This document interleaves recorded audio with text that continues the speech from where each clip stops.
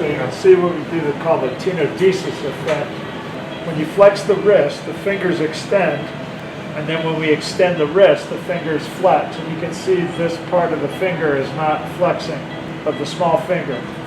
So that's because the flexor digitorum profundus is lacerated.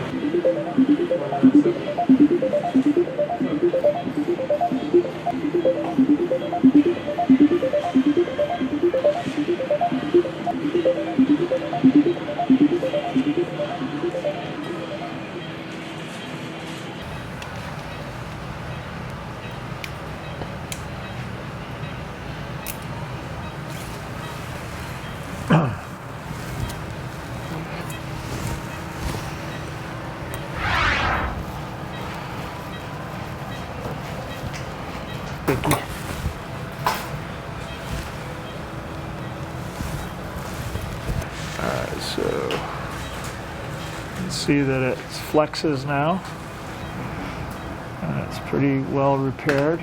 Now I got to repair the pulley.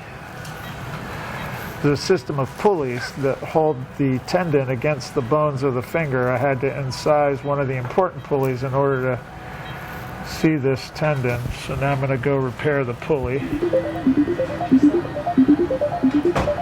So I just got lucky to find it.